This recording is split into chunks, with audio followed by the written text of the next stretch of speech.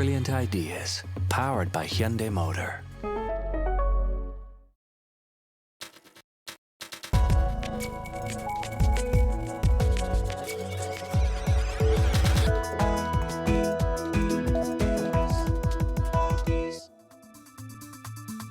Raised in exile during the Cultural Revolution, Weiwei is a man driven by his conscience. An artist as much as he is an activist. He uses sculpture, installation, film, and even social media to speak about issues surrounding truth, justice, and human rights. Weiwei is very important in terms of what he represents as a person who stands up for ideas. If we look through the history of art, the greatest artworks talk more about the human condition in the face of different situations, and that's what Weiwei's works do. 艾薇薇不仅仅是一个艺术家，或者说他更多的是通过这样一种艺术的方式来表达他的想法和他的追求。He's placed himself at the center of global events, and he's exhibited in some of the world's most prestigious venues. He is one of the most prolific and provocative artists of our time. I do think he is a skilled and sophisticated producer of objects and happenings. Who knows where the story ends, really? Maybe he's also an attention seeker. Yeah. But he deals with themes that are quite universal, things like human rights, the government. These resonate with people not just in China, but across the world. As an artist, my role in society is to express myself, to share my sensitivities. If I have the position and refuse to do so, doesn't matter being called artist or whatever. It's just a mental corruption.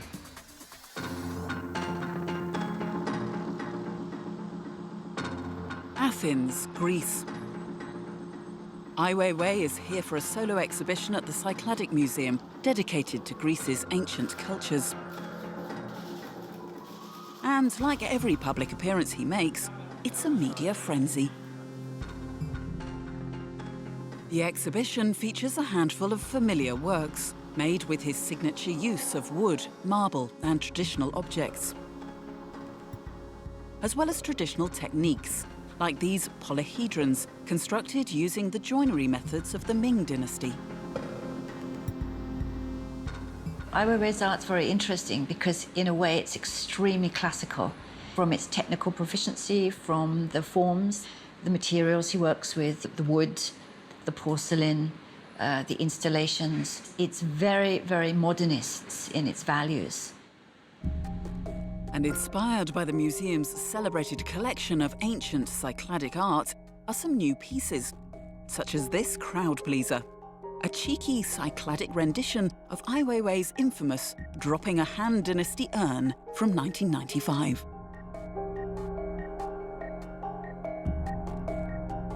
Ai Weiwei was brought up by a generation under a government that suggested it would be good to destroy these things because they represented an old society that New China wanted to leave behind.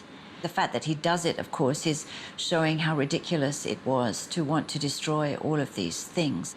But he reforms it in a way that actually gives the work new meaning. Time and again, you see him coming back to these things that are so specifically and so kind of wonderfully Chinese, you know, ceramics, carpentry, different forms of sculpture, that he's able to kind of twist and play on in other ways. It's an interesting metaphor for kind of how he sees China. But in amongst the light-hearted works are some darker exhibits. Marble lifebuoys and used gas canisters collected from the Macedonian border. Direct references to Europe's ongoing refugee crisis.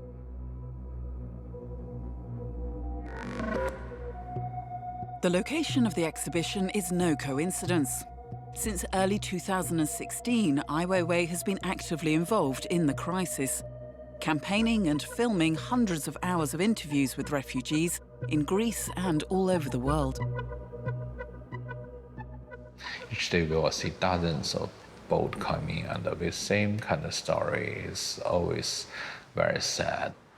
So that got me involved emotionally. Then gradually it became deeper because I want to do a documentary film.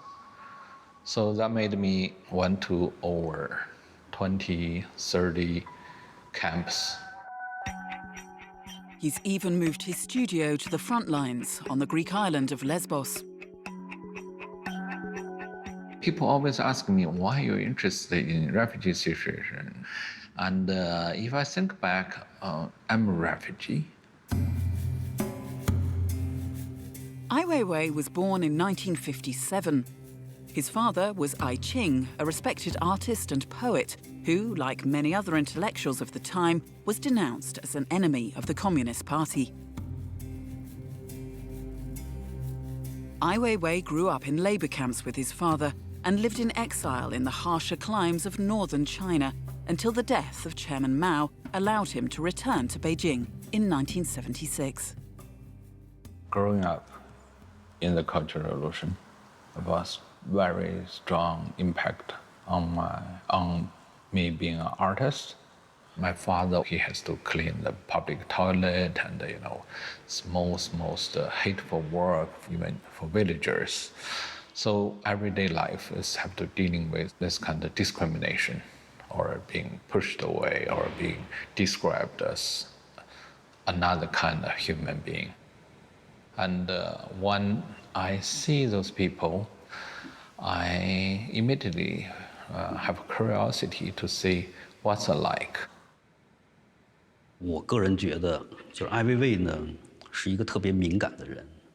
那么艾薇薇呢，作为一个艺术家，她身体力行的来质疑、批判，而且敢于发声。Freedom of speech, human rights, relate to my early struggle or my family's or the whole generation's struggle in fighting for those basic rights. So it made me understand how important an individual artist, how strong their voice can be, and how necessary or important those voices are. For as long as the world has known of Ai Weiwei, his commitment to human rights has never wavered. Almost 10 years ago, he responded the same way to the Sichuan earthquake in China, using his art and his influence to speak about the disaster. Over 70,000 people lost their life, which is quite shocking. So I become very active online in questioning about the structure of the buildings. It shouldn't have such a big casualty. And especially when I learned there's thousands of students disappeared under this kind of state-built schools. So we start to make investigation. Using his online influence, Ai Weiwei collected over 5,000 names of the schoolchildren that perished in the earthquake, names that the authorities had tried to conceal. In 2009, he created an emotional tribute to the children, covering the facade of the Haus der Kunst in Munich with 9,000 backpacks. The authorities did not react kindly. That same year, he was beaten by the Chinese police for attempting to testify in the investigation. The authority strongly reacted to it. The internet offered a possibility for people to communicate and to express themselves and share information, which shakes the foundation of the totalitarian society. Never bending in his opposition, in 2011, after years of political agitation, he was finally arrested and was detained for 81 days. His passport was seized and he couldn't leave the country for 4 years. Waves of protests were held in his name. Around the world, Ai Weiwei became an icon. This is when you can see the impact that he has amongst the people who feel that he was standing up for injustices. If he didn't care about China, he wouldn't stand up for these issues. So it's something he cares very much about, which is why he's willing to put himself on the line, as it were. A friend of mine told me, well, you have to be very careful. Now they call you activist, which is not a favorite name for artists. I told him, I don't care.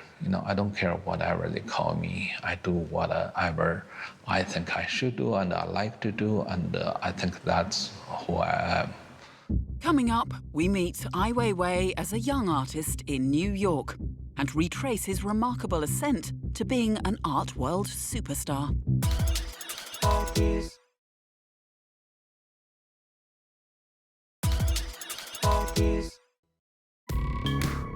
Despite being better known as an activist, Ai Weiwei has first and always been an artist. In 1981, frustrated by the censorship in his country, a 24-year-old Ai Weiwei left China for New York City in search of greater freedoms to pursue art.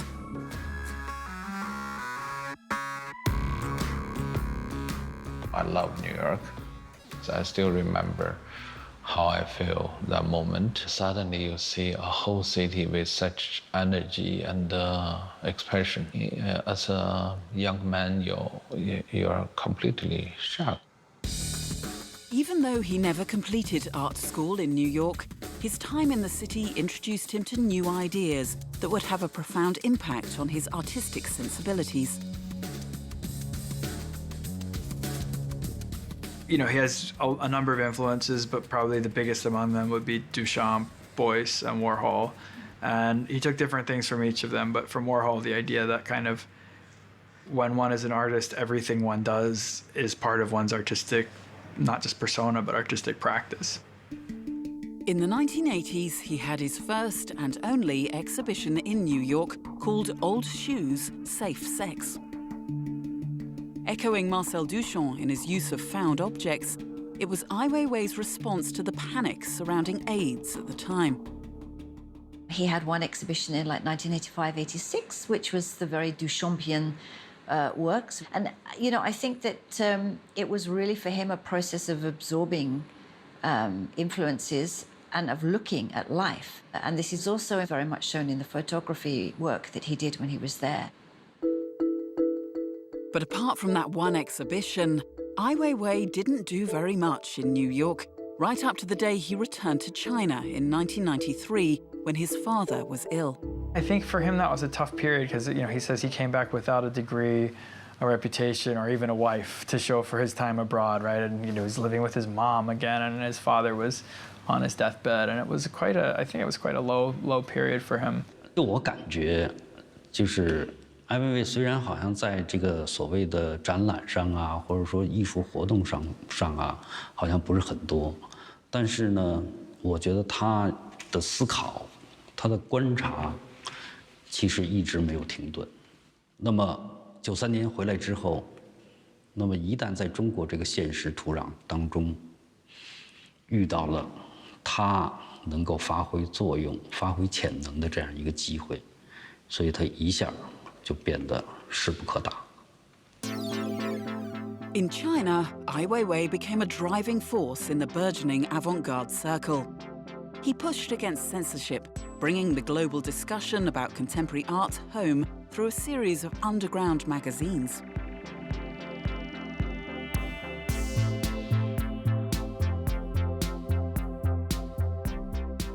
His rebellion culminated in a landmark exhibition in Shanghai in 2000. It featured some of the most provocative works from 46 local artists, including his own infamous Study of Perspective series. If we look back, it's a very important show because it has all the works not being censored, which some are very critical works. Until today, I don't think the show like this can happen.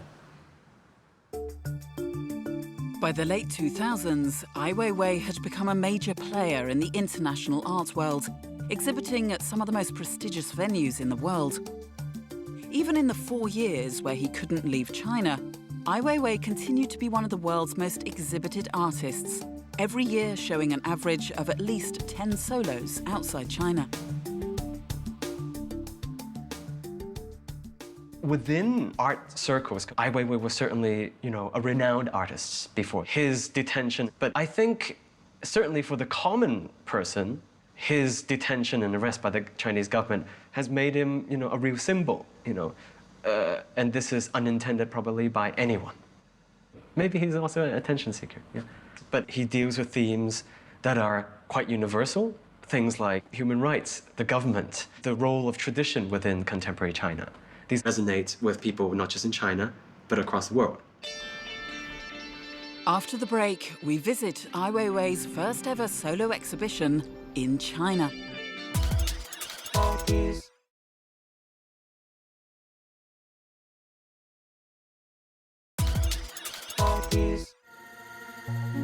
Artist and activist Ai Weiwei has had dozens of solo exhibitions worldwide, but he's never had one in his own country, China, until 2015.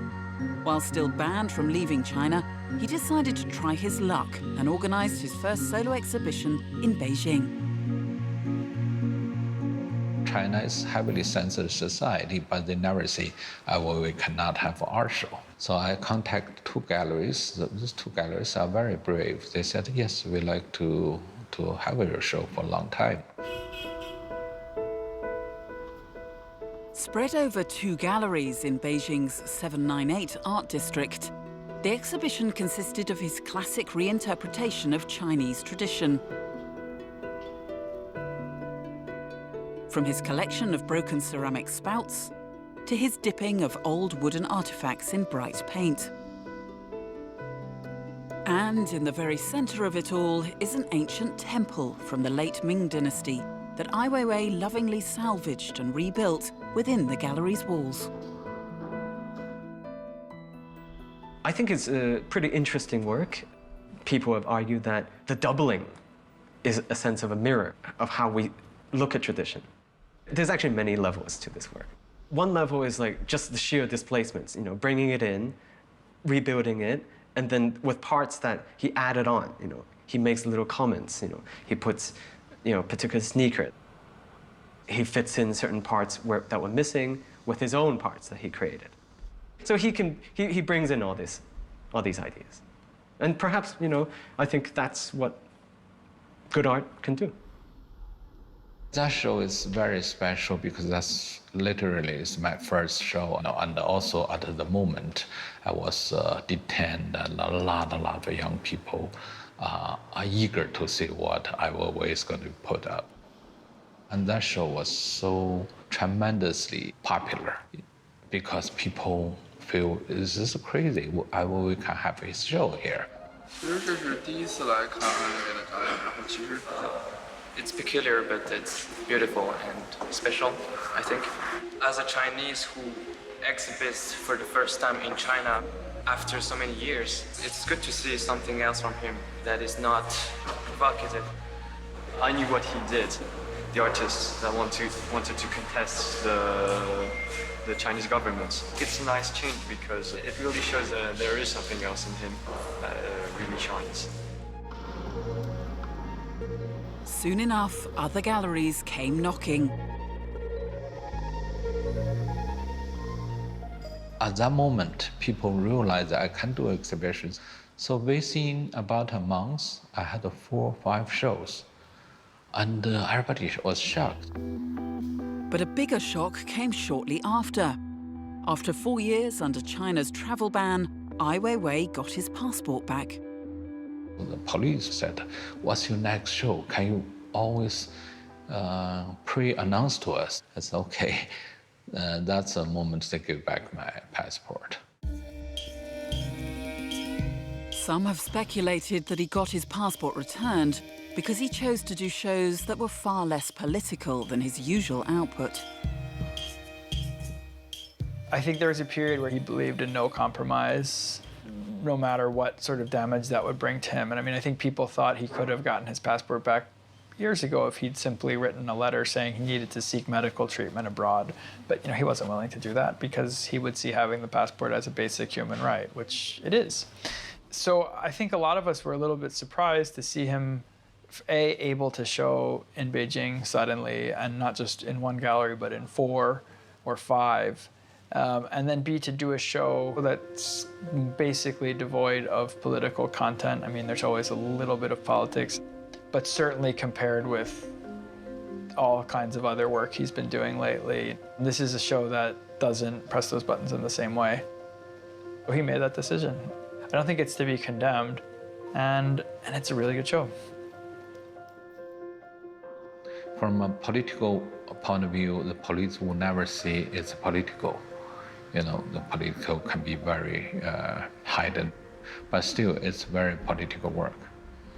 And I'm very happy I made it through all those struggles, and I never really trying to settle for less. I really put a strong work, and especially when you can show in your so-called hometown, with many people already ready to look at it. In September 2015, with his new passport, he returned to London to open a major retrospective at the Royal Academy, the first of his international exhibitions that he was able to attend in person in 4 years. The retrospective featured some of his most iconic pieces and some of his most controversial, including another haunting piece about the Sichuan earthquake, altogether bringing his journey as an artist and a champion of human rights full circle. 艾薇薇搜集了上百吨的汶川地震之后废墟的那些钢筋，这种量又非常大，他把这些作品这些钢筋全部拉直，完了呢铺在地上。他不是把这种现成品直接拿到展厅去展览。汶川这个地震这个事件虽然是一个自然灾害，但是它背后还牵扯到很多问题，社会问题。那么这个呢，艾薇薇呢非常敏锐地感觉到，或者说把它作为一个主要的素材。People think that all artists today in the contemporary world should be political in some ways, but I think that Weiwei is a good example, because what he recognizes is that actually political situation today can change tomorrow, and if your art is only reacting against a political situation today, then you have a very limited lifespan, and it becomes another form of ideology. If we look through the history of art, you know, the greatest artworks, they talk more about the human condition in the face of different situations, and that's what Weiwei's works do. There is still the question of him as an artist, and I still do believe that the works back up the position. I do think he is a skilled and sophisticated producer of objects and happenings. Who knows where the story ends, really? But I think it's a mistake to completely write off his artistic persona or his artistic output, because he is also so much better known now as a sort of activist figure. Who becomes famous in contemporary art is not entirely predictable, you know. Maybe it's partly luck, but I do think he is a great artist, actually. As an artist, my role in society is to express myself and to share my sensitivities and to communicate with people.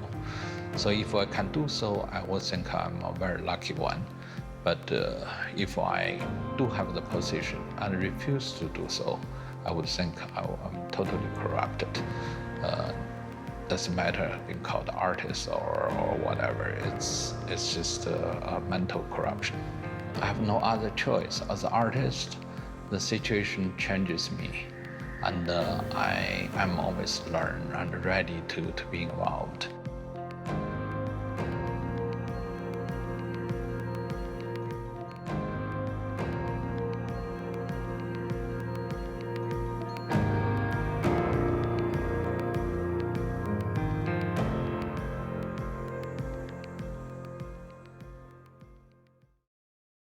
Brilliant ideas, powered by Hyundai Motor.